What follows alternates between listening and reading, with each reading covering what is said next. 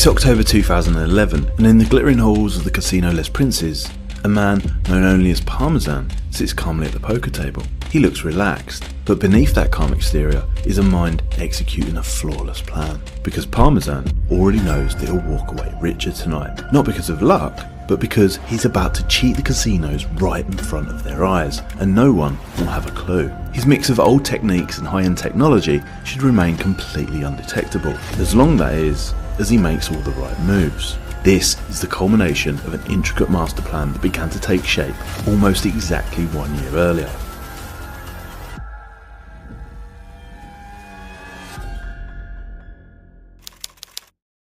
In the morning light, a man in dark glasses stares out of the window. His name is Stefano Ampolini, and the day ahead involves looking good in the autumn sun. He was born into modest means, in a town where wealth was only something you heard about and never saw. But Stefano always knew that he was destined for more. Now, as he sips on his espresso by the Mediterranean, he's surrounded by the kind of luxury he once could have only dreamt of. The tailored suits, the expensive watch, the view.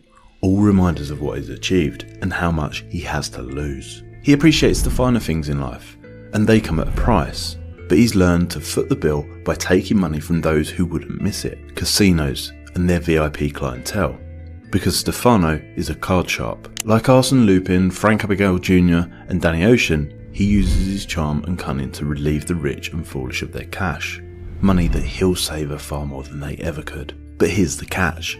To keep this lifestyle, he can't just get by on small winnings anymore. He needs a bigger payday, something that will keep him in the world that he's grown to love. And right now, he thinks that he's found the perfect place for his next move. Cannes, the beating heart of the French Riviera, a place where the rich, glamorous and greedy gamble fortunes just for fun. Eye-watering sums change hands every minute, but barely anyone bats an eyelid, and he's planning to bleed them dry.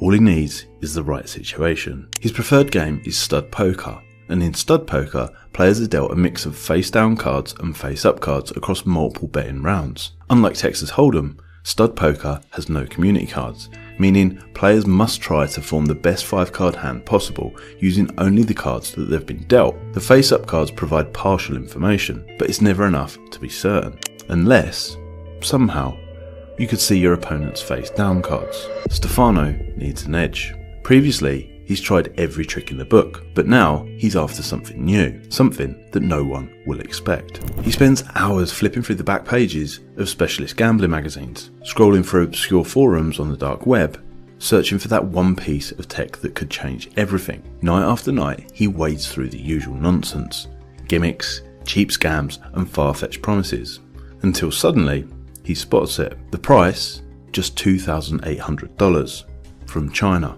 It could be a con, an expensive one, but if it works, it's everything he needs. He hesitates, weighing the risk. Then he hits the buy button, hoping this isn't just another dead end. Stefano's no amateur. He's experienced. He sees cards quicker and clearer than most, but with these, he'll see through them entirely. All he has to do is wait for international shipping. Gadgets have always been part of a cheater's toolkit. Earpieces, hidden cameras, even custom-made shoes. But these lenses are a game changer. With them, he can mark the cards in invisible ink that only he can see. The lenses won't be comfortable, and one wrong move could expose him. But if he gets it right, he'll have a secret weapon undetectable to anyone but him. With a little luck, it will make his next heist impossible to beat. The possibilities are endless. But Stefano is about to make one critical error. One that he won't even realise until it's too late. Card marking is a centuries-old method, although in this case, it's different. Traditionally, cards are subtly marked by scratching, bending or applying substances to a card's back, so that later on, whilst the cards are in play, you can identify their values without seeing the card's face. In stud poker, it's perfect because it gives the player the ability to see everything, including their opponent's best move. Traditional card marking presents some rather obvious problems though. For a start, casino dealers are trained to spot it. The subtle marks are visible for everyone who knows what they're looking for, especially high-rolling croupiers. However, in this case, the lenses will refract the light in such a way that only somebody wearing a pair of these specialist lenses will see. To the naked eye, the ink just isn't there. Soon though, comes a further problem. Stefano may have the ink and the contact lenses, but he also needs access to the cards, and for that, he's going to need insiders. He could attempt to apply the ink whilst playing, but that's risky and messy. Luckily, he's found 2 vulnerable contacts, card dealers who have fallen on difficult times. As you might imagine, pay isn't great, with many casino staff relying on tips. Stefano offers each of them a tip that just can't be ignored. His 2 inside men smuggle out some fresh packs of cards. Back in his apartment, Stefano marks them up with the invisible ink and tests the technology. It works. He reseals the packs so they once again look brand new and returns them to his insiders. Discreetly, they store them away ready for his big night. But the perfect plan is only as good as its execution, and one small mistake could unravel everything. This is a heist though. He also needs additional help, and like every good heist, everyone has nicknames. Stefano will be Parmesan, perhaps because he's Italian and cheesy. Watching casino security from a distance is Rocco Grossano, also known as the Mastermind. He might be the brains of the operation, or he might not, and with Parmesan at the table will be Gianfranco Torito, aka the Israeli, an extra pair of eyes and ears who confusingly is also actually Italian. That's bound to throw him off the scent. They've planned it thoroughly. With everything in place and the stakes higher than ever, it's time to flip things on their head and cheat the casino, along with all the greed and wealth within it. By August 2011, Parmesan and the Israeli are looking sharp, dressed for an expensive night within millionaire company. The contact lenses are in, the insiders have been forewarned, and they head to the famous casino Les Princes. Situated inside the prestigious Hotel Briere Le Majestic on Cannes Seafront Boulevard is Le Croisière. This casino is one of 3 in town, known for catering to the wealthiest clients such as Leonardo DiCaprio and Kate Moss. Tonight, its grand entry is gleaming with gold accents. The soft hum of jazz mingles with the sound of clinking glasses and murmured conversations. Rows upon rows of glittering chandeliers illuminate the rooms, casting a warm glow over the high rollers as they place bets as if they were nothing. Parmesan can feel the excitement in the air. It's a blend of greed, desperation and thrill. Millions of dollars are changing hands every game. Both he and the Israeli will be joining the high rollers who are playing stud poker. Now, in stud poker, casinos make money from the rake, taking a small percentage from the pot bet by all players in the game. Unlike blackjack, where a winning player takes money direct from the casino, in stud poker, he or she takes money from their opponents. But Parmesan figures they can afford it. Plus, every time you outsmart the game and give yourself an edge that the house isn't happy with, you're still damaging the greedy casino. After all, they want to be in control, and they want their margin. So in more ways than one, Parmesan will be pulling off a Robin Hood move, if, that is, the technology works on the night. The marked cards have been loaded onto the table, and Parmesan takes his seat. The Israeli is opposite him.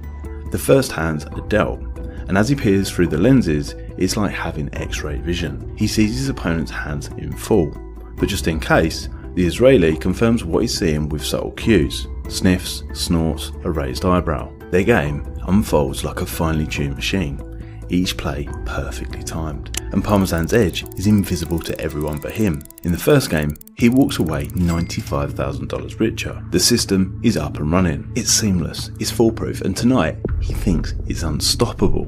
What could possibly go wrong? The money buys the lifestyle Stefano feels he's destined for a few weeks at least. He splurges on a sleek Italian sports car, a diamond-sized watch and bottles of rare vintage champagne, all as symbols of the elite world he's now desperate to inhabit. But $95,000 is just a start. He now has a license to print money, and that's what he intends to do. What he doesn't realise though is that he's made one crucial mistake. In stud poker, once betting's underway on a hand, players have different choices based on how confident they are of winning. For example, if they're sure they can't win, they can fold, exiting the hand and forfeiting any chips they've bet. If they want to stay in the game, they can call, matching the amount of the current bet in order to do so. Or if they want to up the stakes because they think they have the winning hand, or want to bluff their opponents into believing they do, they can raise, increasing the bet so that others must do the same. Now, at first, Stefano's wins are chalked up to good fortune. However, the more seasoned casino dealers are growing suspicious. Later, they say that they noticed he won very easily.